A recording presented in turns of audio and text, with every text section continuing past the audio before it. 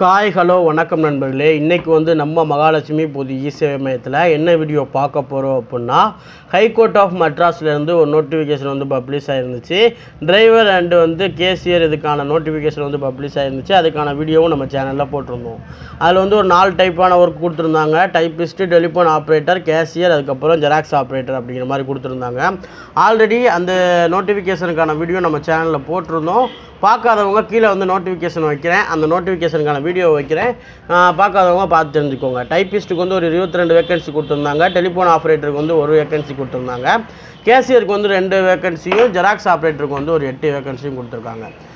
Overall பார்த்தோம் அப்படின்னா இந்த எக்ஸாமுக்கு மக்களோட மோகம் அப்படின்னு பார்க்கும்போது ரொம்பவே கம்மியாக இருக்குது. அப்ளை பண்ணுற ரேஷியோவும் ரொம்ப கம்மியாக இருக்குது. தேவைப்படுறவங்க நீங்கள் அப்ளை பண்ணுங்கள். அப்ளை பண்ணிட்டு எக்ஸாம் அட்டன் பண்ணுங்கள். ஒருவேளை உங்களுக்கு இந்த வேக்கன்சி கம்மியாக இருந்தாலும் அப்ளை பண்ணுறவங்களும் கம்மியாக தான் இருக்காங்க. அதனால் உங்களுக்கு இந்த வேலை வாய்ப்பு உங்களுக்கு கிடைக்க வாய்ப்பு இருக்குது. தேவைப்படுறவங்க இந்த ஒரு வீடியோவை பார்த்துட்டு ஆன்லைனில் நீங்கள் எப்படி அப்ளை பண்ணுறது அப்படிங்கிறத தெரிஞ்சுக்கிட்டு நீங்களும் அப்ளை பண்ணி சக்ஸஸ் ஆகுங்க. அதுக்கான வீடியோவாக தான் இந்த வீடியோ இருக்கும். வீடியோக்குள்ளே போகிறதுக்கு முன்னாடி இன்னும் நம்ம சேனலை சப்ஸ்கிரைப் பண்ணாமலே பார்த்துக்கிட்டு இருக்கீங்க அப்படின்னா கண்டிப்பாக சப்ஸ்கிரைப் பண்ணிட்டு கூட வர அந்த பெல் ஐக்கானை கிளிக் பண்ணி வச்சுக்கோங்க. அப்படின்னா தான் இந்த மாதிரியான நோட்டிஃபிகேஷன் வீடியோ, அதுக்கப்புறம் ஆன்லைனில் எப்படி அப்ளை பண்ணுறது அப்படிங்கிறதுக்கான வீடியோலாம் உங்களுக்கு நோட்டிஃபிகேஷனில் வரும்.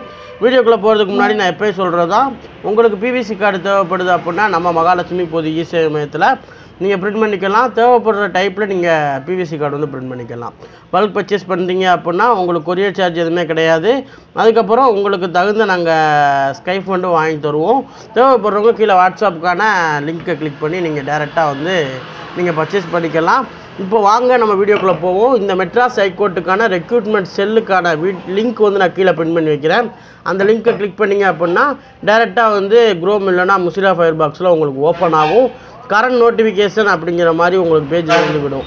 இதில் வந்து அப்ளைங்கிறத வந்து கிளிக் பண்ணுங்கள். ஃபஸ்ட்டு நான் வந்து டிரைவருக்கு அப்ளை பண்ண போகிறதுல ஃபஸ்ட்டு வேக்கன்சி டைப்பிஸ்டே ஜெராக்ஸ்ன்னு இருக்குல்ல, அதுதான் அப்ளை பண்ண போகிறேன். அப்ளைங்கிறத கொடுத்துக்கிறேன். கொடுத்ததுக்கப்புறம் டேரெக்டாக நமக்கு வந்து உள்ளே போகும். அதுக்கு முன்னாடி உங்களுக்கு ஐடி பாஸ்வேர்டு இல்லை அப்படின்னா நீங்கள் ஐடி பாஸ்வேர்டு க்ரியேட் பண்ணிக்கோங்க. இவங்களுக்கு பார்த்தோம் அப்படின்னா என்ன ஒர்க்கில் நான் அப்ளை பண்ண போகிறேன் அப்படின்னா கேசியரில் தான் நான் வந்து அப்ளை பண்ண போகிறேன். கேசியருங்கிறத வந்து கொடுத்துக்கிறேன். நோட்டிஃபிகேஷன் நம்பர் அறிவிப்பு எண்ணுங்கிறதுல வந்து 02 அப்படிங்கிற மாதிரி அதுவே ஆட்டோமேட்டிக்காக எடுத்துகிட்டு வந்துடும். அது நமக்கு ப்ராப்ளம் கிடையாது. அதுக்கப்புறம் நம்ம வந்து மூவ் பண்ணிக்கலாம். ஃபஸ்ட்டு வந்து இவங்களுக்கு என்ன வேலையில் நான் கொடுக்க போகிறேன் அப்படின்னா கேசியர் வந்து நான் சூஸ் பண்ண போகிறேன். கேசியர் வந்து நான் கொடுத்துட்டேன். கொடுத்ததுக்கப்புறம் கீழே வந்தோம் அப்படின்னா அவங்களோட விண்ணப்பதாரரின் பெயர் வந்து நமக்கு கேட்குது. விண்ணப்பதாரரோட பெயரை வந்து நம்ம டைப் பண்ணிக்கலாம். டைப் பண்ணதுக்கப்புறம் டேட் ஆஃப் பர்த் கேட்குது. டேட் ஆஃப் பர்த்தையும் கரெக்டாக பார்த்து நம்ம என்ட்ரு பண்ணிக்கலாம்.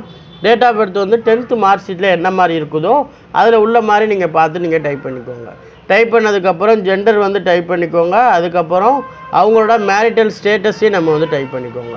டைப் பண்ணதுக்கப்புறம் கணவர் பெயரை வந்து டைப் பண்ணிக்கோங்க. டைப் பண்ணதுக்கப்புறம் கீழே வந்து பார்த்தோம் அப்படின்னா ஸ்பௌஸோட ஆக்குபேஷன் கேட்கும், அவங்க என்ன வேலை பார்க்குறாங்க அப்படின்னு. இப்போ நீங்கள் ஃபீமேலுக்கு அப்ளை பண்ணுறீங்க அப்படின்னா மேல் கேண்டிடேட்டோட கேட்கும், அவங்களோட வீட்டுக்காரோட ஒர்க்கு வந்து கேட்கும், ஒர்க்கு வந்து கொடுத்துக்கோங்க. அப்ளிகண்ட்டோட டேட் ஆஃப் பர்த் கேட்கும், டேட் ஆஃப் பர்த் இடத்த வந்து கொடுத்துக்கோங்க. அதுக்கப்புறம் ஸ்டேட் வந்து கொடுத்துக்கோங்க. கொடுத்துட்டு டிஸ்ட்ரிக்ட்டை வந்து கொடுத்துக்கோங்க. ஃபாதர் நேம் வந்து என்ட்ரு பண்ணுற மாதிரி இருக்கும். அவங்க அப்பா பேரை வந்து கரெக்டாக பார்த்து என்ட்ரு பண்ணிக்கோங்க. கொஞ்சம் வந்து மிஸ்டேக் ஆகாமல் கரெக்டாக அவங்க அப்பா நேம் வந்து என்ட்ரு பண்ணிக்கோங்க. என்ட்ரு பண்ணதுக்கப்புறம் உங்களுக்கு வந்து நெக்ஸ்ட்டு வந்து உங்களுக்கு என்ன மாதிரி இருக்கும் அப்படின்னா மதர் நேம் வந்து கேட்கும். மதர் நேம்லேயும் நீங்கள் கரெக்டாக பார்த்து என்ட்ரு பண்ணுற மாதிரி இருக்கும். மதர் நேமில் வந்து பார்த்தோம் அப்படின்னா சுப்புலட்சுமின்னு இருக்குது, நான் பார்த்து என்ட்ரு பண்ணிக்கிறேன். என்ட்ரு பண்ணதுக்கப்புறம் நமக்கு பார்த்தோம் அப்படின்னா அடுத்த இதில் உங்களுக்கு என்ன மாதிரி மூவ் ஆகுது அப்படின்னா உங்களுக்கு தாயின் தொழில் வந்து கேட்கும். தொழில் அவங்ககிட்ட இருந்துச்சு அப்படின்னா என்ட்ரு பண்ணுங்கள், இல்லை அப்படின்னா தேவை கிடையாது.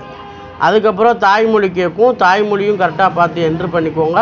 ஒருவேளை இருந்துச்சுன்னா என்ட்ரு பண்ணுங்கள், இல்லை அப்படின்னா என்ட்ரு பார்த்தோம் அப்படின்னா ஆதார் அட்டை வைத்துள்ளான்னு கேட்கும். எஸ்ஸுங்கிறத கொடுத்துக்கோங்க. கீழே வந்து பார்த்தோம் அப்படின்னா உங்களோட டுயூ கடவுச்சீட்டு வைத்துள்ளான்னு கேட்குறது நோ கொடுத்துக்கோங்க. அதுக்கப்புறம் ஆதார் கார்டு இருந்தால் எஸ் கொடுத்துட்டு ஆதார் நம்பர் டைப் பண்ணுற மாதிரி இருக்கும். அதுக்கப்புறம் கீழே பார்த்தீங்க அப்படின்னா சாதி வகுப்பு கேட்கும், என்ன கம்யூனிட்டி அப்படின்னு சொல்லிட்டு. உங்களுக்கு ஆல்ரெடி நீங்கள் நோட்டிஃபிகேஷனில் பார்த்துருப்பீங்க அப்படின்னா ரிசர்வேஷன் கேட்டகரியாக இருந்தீங்க அப்படின்னா உங்களுக்கு கம்யூனிட்டியில் வந்து ஸ்காலர்ஷிப் வந்து இருக்குது.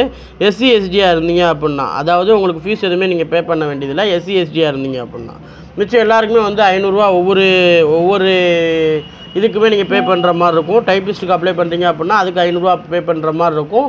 அதுக்கப்புறம் நீங்கள் வேறு ஏதாவது ஒன்றுக்கு நீங்கள் அப்ளை பண்ணுறீங்க அப்படின்னா அதுக்கும் நீங்கள் தனியாக பே பண்ணுற மாதிரி இருக்கும். அதுக்கப்புறம் நீங்கள் டிசபிலிட்டியான்னு கேட்குது, மாற்றுத்திறனாளியான்னு. மாற்றுத்திறனாளி இடஒதுக்கீடு கோருகிறீங்களான்னு கேட்குது, நோ கொடுத்துக்கோங்க.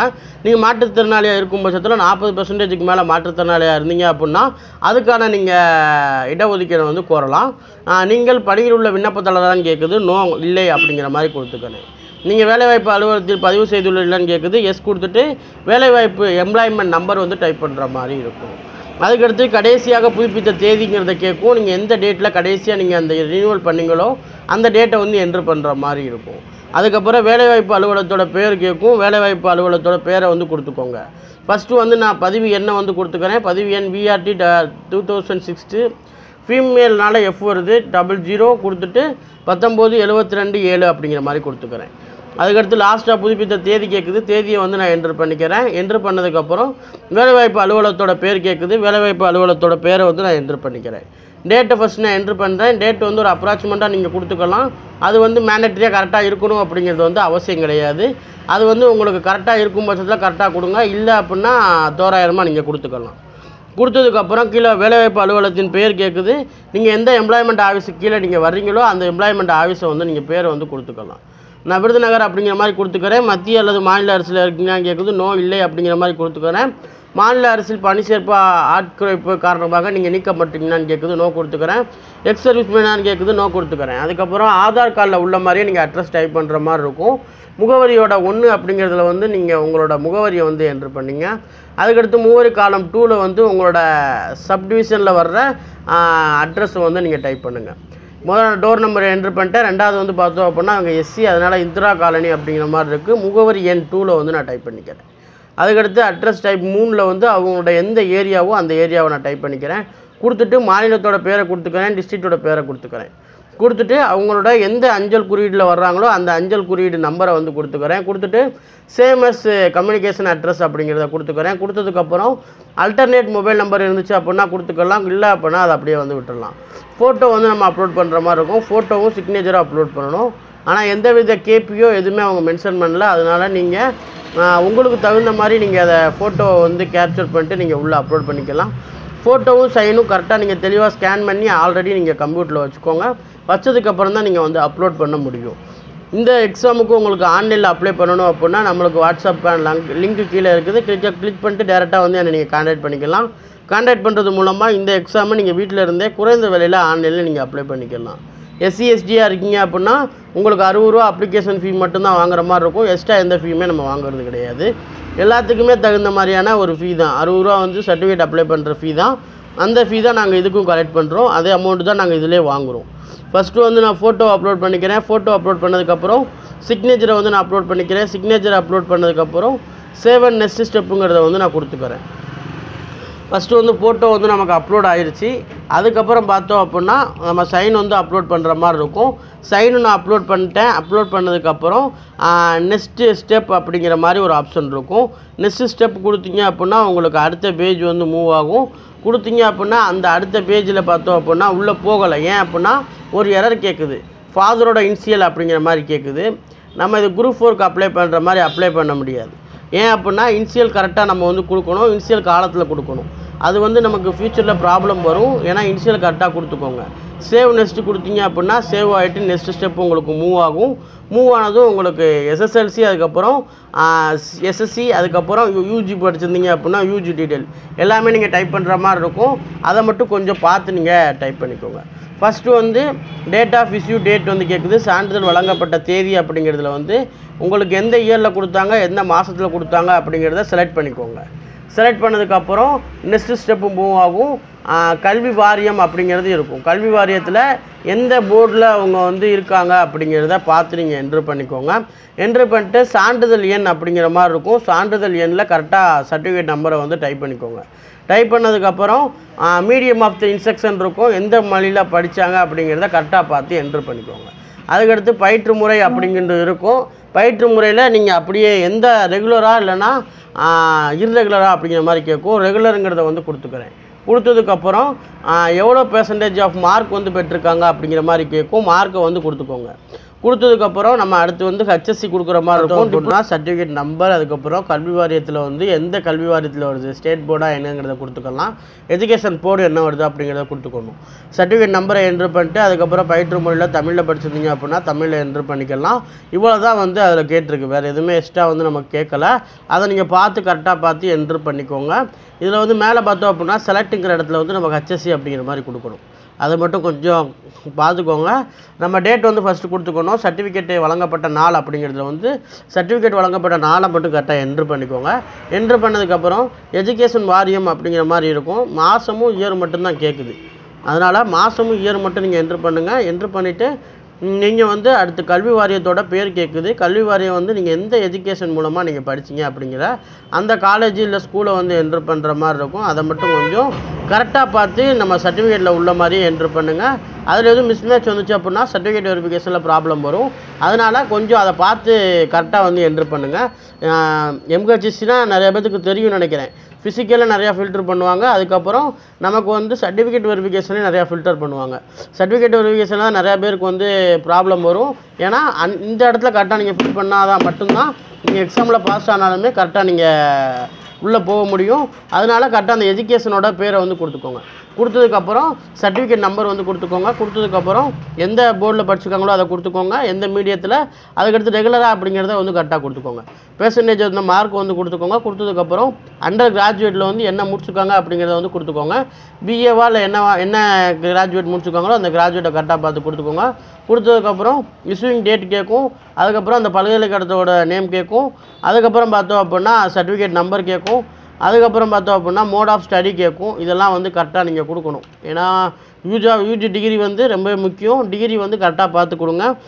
டிகிரியில் உள்ள மார்க் ஷீட்டில் உள்ள ஸ்டேட்மெண்ட்டே வந்து கரெக்டாக கொடுங்க.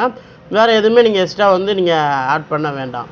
பெர்சன்டேஜ் வந்து பார்ட் 3ல் வந்து கொடுத்துருப்பாங்க. பார்ட் 3 அப்படின்னு பார்க்கும்போது ஓவரால் மார்க் ஷீட்டை நீங்கள் எடுத்து வைக்கும்போது தான் உங்களுக்கு தெரியும். அந்த மார்க் ஷீட்டில் பார்ட் 3ல் வந்து இருக்கும் மார்க் வந்து உங்களுக்கு எவ்வளோ அப்படிங்கிறது. அந்த பெர்சன்டேஜை வந்து கரெக்டாக பார்த்து என்ட்ரு பண்ணிக்கோங்க. அந்த பெர்சன்டேஜை நீங்கள் என்ட்ரு பண்ணும்போது தான் ரெண்டுமே மேட்ச் ஆகும். இல்லை அப்படின்னா இர்ரெகுலர் ஆயிரும். கரெக்டாக பார்த்து நீங்கள் என்ட்ரு பண்ணால் நமக்கு டீட்டெயில்ஸில் பார்த்தோம் அப்படின்னா தமிழ் இங்கிலீஷ் தெரியுமா அப்படிங்கிற மாதிரி கேட்டிருக்கோம்.